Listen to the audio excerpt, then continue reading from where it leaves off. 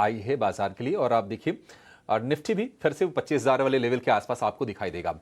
अपने दोनों के दोनों सहयोगियों को जोड़ते हैं क्योंकि एक्सपोर्टर्स को राहत देने के मसले पर हमारी सहयोगी सुमिता करीर के पास एक एक्सक्लूसिव जानकारी है। और जो खबर आप अभी स्क्रीन पर देख रहे हैं, एग्री और अलाइड जो सेक्टर्स हैं उनको राहत देने के लिए सरकार क्या कदम उठाने जा रही है, कुछ कुछ अपडेट्स आ रहे हैं, लेकिन इसको विस्तार से समझते हैं। हमारे सहयोगी प्रकाश प्रियदर्शी हमारे साथ जुड़ गए हैं, तो प्रकाश के पास पहले जाएंगे। प्रकाश, जरा बताइए क्या खबर आ रही है, अपडेट्स आपके पास क्या हैं?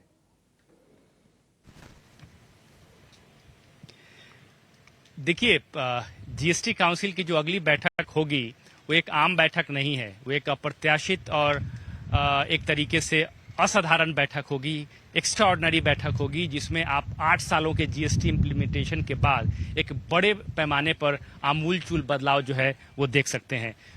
जो जानकारी हमें मिल रही है, अगर आप सेक्टोरल इम्पैक्ट की बात करें, क्या बेनिफिट्स मिल सकते हैं, तो जो सबसे इम्पॉर्टेंट डेवलपमेंट है वो एग्रीकल्चर सेक्टर और अलाइड सेक्टर्स के लिए अगर आप देखें, जिसमें कि बड़े पैमाने पर दरों में बदलाव किए जा सकते हैं और जो फार्मिंग मशीनरीज हैं, जो दूसरे अलाइड सेक्टर्स हैं, उनको बेनिफिट मिल सकता है।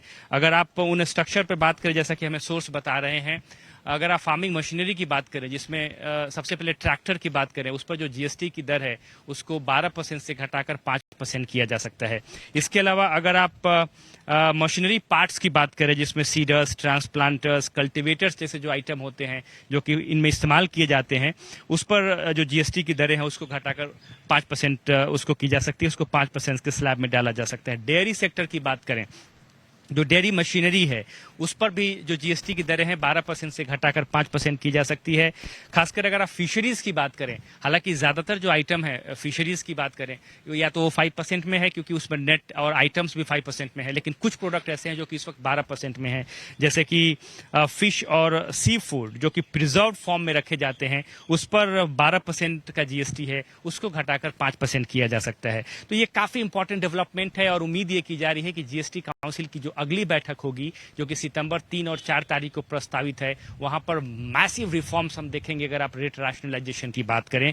और सरकार इस बात को लेकर कमिटेड नजर आ रही है कि फेस्टिव सीजन से पहले जीएसटी दरों में जो ये बड़े बदलाव किए जा रहे हैं, ये अमूलचूल बदलाव किए जा रहे हैं, उसको इंप्लीमेंट भी कर दिया जाए। तो ये काफी सिग्निफिकेंट डेवलपमेंट है। और जैसा कि आपको पता है कि जीएसटी जीओएम रेट रैशनलाइजेशन ने पहले ही सेंट्रल गवर्नमेंट के 2 रेट स्ट्रक्चर को अपनी मंजूरी दे दी है। साथ ही साथ इस बात की भी मंजूरी दी है कि 12% और 28% का जो स्लैब है उसको खत्म कर दिया जाएगा। तो जाहिर तौर पे जो एसेंशियल आइटम है जो कि 12% के स्लैब में है, उसको 5% के स्लैब में लाने की संभावना है। करीब 99% जो आइटम है वो 5% के स्लैब में आएंगे। और agriculture sector, light sectors, farming equipments जो कि इस वक्त 12% की कैटेगरी में है, उनको 5% के स्लैब में डाला जाएगा और कंज्यूमर्स को बड़ी राहत मिलेगी। जी नहीं, डेफिनेटली सरकार का इंटेंट दिख रहा है। और जैसा कि आपको प्रकाश ने बताया कि ये नॉर्मल बैठक नहीं है, ये अप्रत्याशित ये बैठक है। और इसके पीछे का इंटेंट, मोटिव आपको दिख रहा है कि कहीं हमारी इकोनॉमी की रफ्तार सुस्त ना पड़ जाए, कंज्यूमर के ऊपर ज्यादा बोझ ना पड़े, महंगाई यहां से और कह सकते हैं कि फन ना उठाए अपना।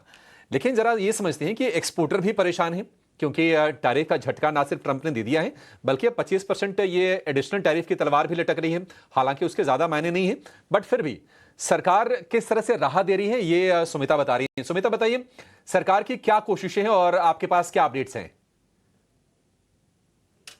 जी, गवर्नमेंट एक प्रपोजल तैयार कर रही है और ये प्रपोजल हो सकता है 25,000 करोड़ के आसपास का। ये एक्सपोर्टर्स के लिए प्रपोजल हो सकता है, क्योंकि डोनाल्ड ट्रंप के जो डबल टैरिफ्स हैं, 25% पहले थे, 25% अब है, जो 50% टैरिफ्स है, और वो इम्प्लीमेंट हो जाएंगे अगस्त 27 से। सो उसके इम्पैक्ट से क्वेश्चन करना गवर्नमेंट की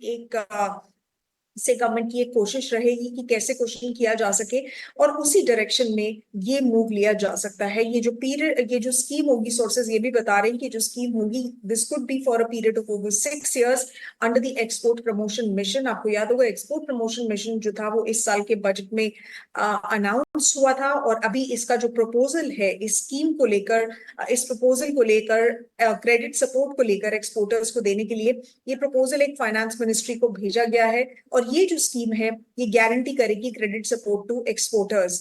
और दूसरी चीज ये है कि हो सकता है कि ये जो स्कीम है ये दो फेजेस में, दो इसके अंदर दो सब स्कीम्स होंगी। निर्यात प्रोत्साहन ऑफ ओवर 10,000 करोड़ और दूसरी होगी निर्यात दिशा जो होगी 14,500 करोड़। देखिए, ये ओवरऑल जो गवर्नमेंट का स्ट्रैटेजी है एक्सपोर्टर्स को कुशन करने के लिए टैरिफ के इम्पैक्ट से, उसी के तहत है। क्योंकि एक तो गवर्नमेंट देख रही है कि डाइवर्सिफाई करना अपने एक्सपोर्ट्स को, जिसके लिए 50 कंट्रीज को आइडेंटिफाई किया गया है। वेस्ट एशिया, यूरोप में ये मार्केट्स हैं, और भी वर्ल्ड के कुछ अलग अलग भागों में है। तो यहाँ पे अपने हम डाइवर्सिफाई करेंगे एक्सपोर्ट्स को, और डोमेस्टिक कंजम्पशन जो है उसके लिए भी मेजर्स लिए जाएंगे कि उसको कैसे बूस्ट किया जाए। उसके अलावा जो ओवरऑल गवर्नमेंट का मिशन है वो है कि इंपोर्ट सब्स्टिट्यूशन को देखना और एक्सपोर्ट कंपेटिटिवनेस को बढ़ाना, ये इनके की पिलर है। उसी की डायरेक्शन में इंडिया अपने एफटीएस भी चाह रहा है कि जल्दी हो जाए। जैसे ओमान के साथ जो एफटीए वो in less than 3 months announce हो जाएगा।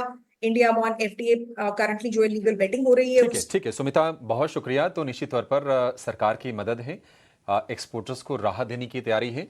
लेकिन प्रकाश ने जो खबर बताई, आप जरा एक बार ना एमएनएम दिखाइए, थोड़ा सी रिकवरी कोशिश एमएनएम में है। एस्कॉर्ट्स ऊपर आया, इसके अलावा VST tillers and tractors, tiller बनाने वाली सबसे बड़ी कंपनी है वीएसटी टेलर, उसमें आप तेजी के साथ कारोबार होते हुए देखेंगे। और ये जो फिशरीज की बात कर रहे थे, उसमें आप देखेंगे कि एपेक्स फ्रोजन, ये शेयर आपको आज के सत्र में ऊपर दिखाई देगा।